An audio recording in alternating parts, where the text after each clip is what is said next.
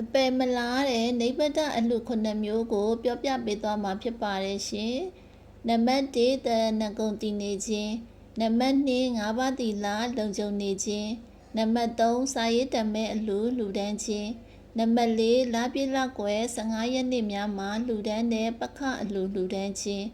နံပါတ်5ဝါဆိုသင်္ကန်းစက္ကန့်လှူဒန်းခြင်း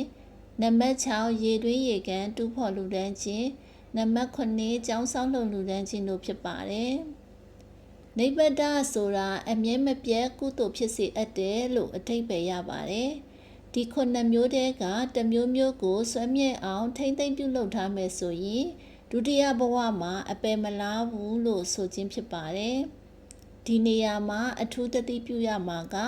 နိဗ္ဗတအလှကိုလှူထားလိုက်ရုံနဲ့အပယ်မလားတော့ဘူးလို့တထစ်ချပြောလို့မရပါဘူး။နိဗ္ဗတအလှတစ်ခုခုကိုလှုပ်ထားပေမဲ့လည်းဒီလူထက်တခြားအပယ်လားစေတဲ့အကုသိုလ်တွေကအားကြီးနေမယ်ဆိုရင်တော့အပယ်လားနိုင်ပါသေးတယ်။တခြားအကုသိုလ်တွေမရှိဘူးဆိုရင်တော့ဒီနိဗ္ဗတအလှတွေကတစ်မျိုးမျိုးကိုပြုလုပ်ထားသူဟာ